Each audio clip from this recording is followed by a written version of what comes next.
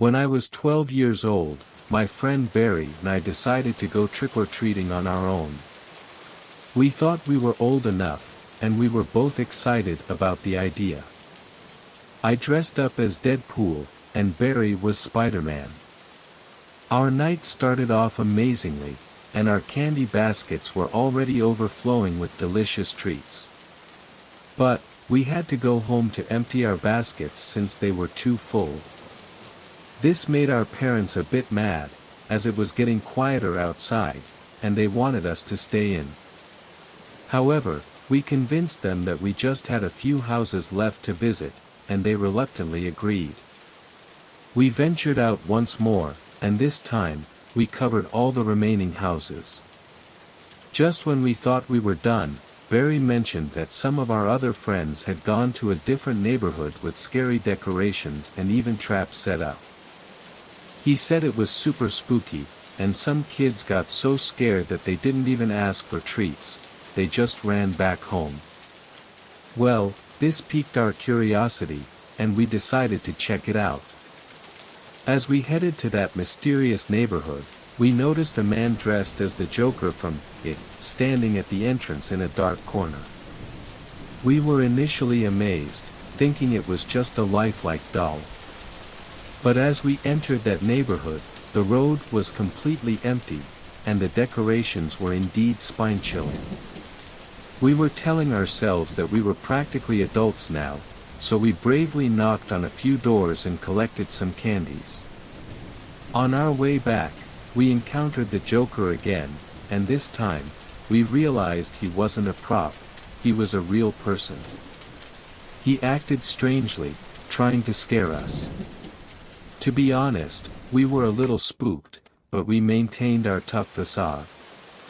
The Joker stopped us and handed us a note written in his unsettling handwriting, which read, "Why so serious?" It was odd because he was dressed as the Joker from It, but referenced a line from Batman's Joker, The Dark Knight. We thought he was just trying to enhance his creepiness. As we continued walking back to our neighborhood, we spotted the Joker yet again. This time, he waved at us, and we hesitantly waved back. But then, to our horror, he pulled out a knife. Now, fear began to set in.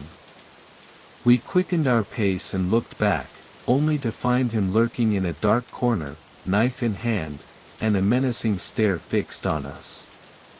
It was clear he was following us, and panic washed over us. We took a different route, one where adults were enjoying Halloween parties. We thought this street would be less eerie. However, as we arrived and looked around, the Joker was there again.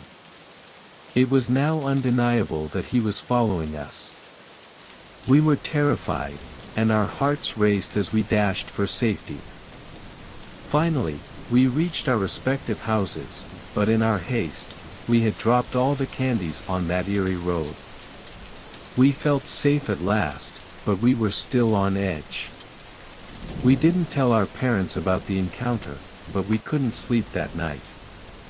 We kept peering out of our windows, afraid of what might happen next. The next morning, the true horror revealed itself. I found a note affixed to my bedroom wall outside, and it simply read, "Why so serious?" My heart sank, and I quickly called Barry. To my shock, he had found the same note outside his bedroom. What was even more terrifying was that the handwriting on the note matched the Joker's handwriting from the previous night. To this day, we have no idea who that person was or what his motives were. We never told our parents about the encounter, and the mystery of the Joker from that Halloween night still haunts us. We wonder whether he meant us harm or if it was all just an incredibly unsettling and elaborate prank.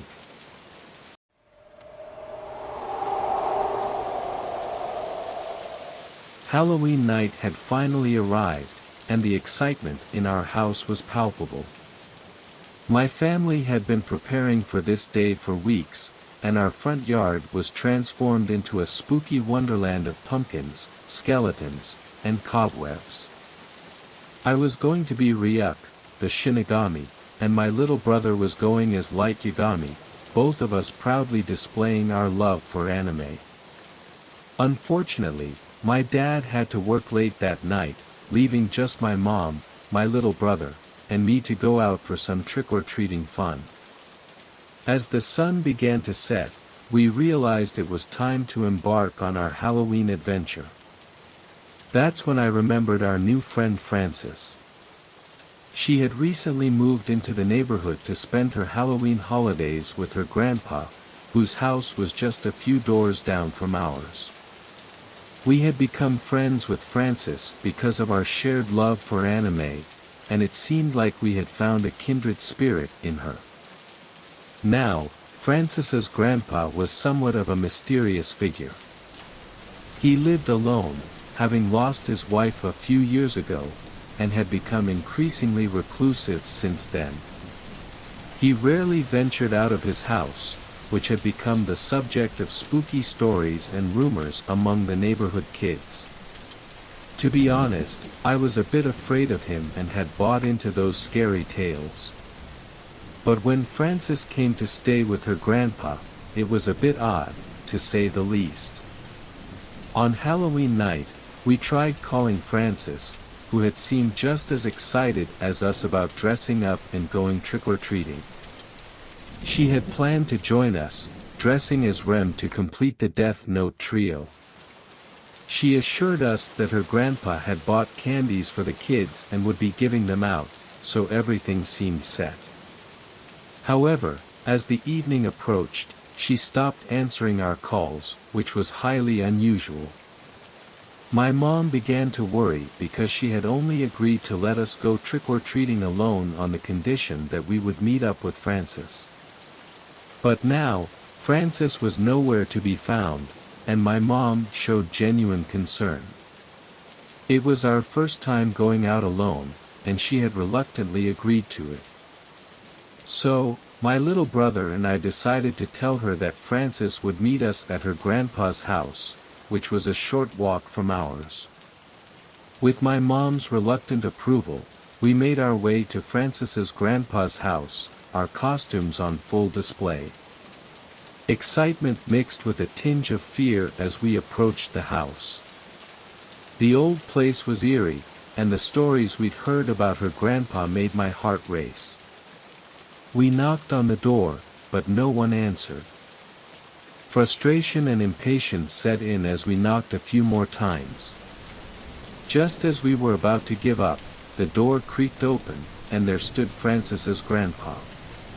Before we could say anything or ask about Frances, he thrust a bowl of candy into our hands and snapped the door shut, saying, "Frances is sick and isn't going trick-or-treating. Don't waste your time here." His abruptness left us bewildered and uneasy. We weren't convinced that Frances was really sick, and the way her grandpa had reacted was unsettling. We decided to peer into the back of the house, and as we did, our gaze fell on what appeared to be Frances's room. It was pitch dark inside, and just as I leaned in for a closer look, her grandpa appeared out of nowhere, flung open the window, and shouted once more, "She is sick." We left their garden in a hurry, fear gnawing at us, and decided not to tell our mom about this bizarre encounter. We knew she'd be mad at us for going to that house after what we'd heard about Frances's grandpa. Looking back, it was a selfish decision not to share our concerns with her, but fear had clouded our judgment. The next morning, as we peered out our window, we saw Frances leaving her grandpa's house with her parents. Her mother was clearly furious, and her shouts reached our ears even from a distance. Curiosity got the best of us, and we couldn't resist going over to talk to Frances and find out what had happened. Frances told us a troubling story. It turned out that her grandpa had locked her in the basement, preventing her from going out for trick-or-treating. She went on to explain that her grandpa had been struggling with mental health issues and had recently stopped taking his medications. This revelation left us stunned and deeply concerned. We couldn't help but feel guilty for not having taken the matter seriously the previous night. The fear and unease we had experienced were nothing compared to the ordeal Francis had endured, trapped in that dark and terrifying basement. As the years passed, Francis's grandpa received the help he needed, and Francis herself continued to be a dear friend. The memory of that Halloween night remained with us.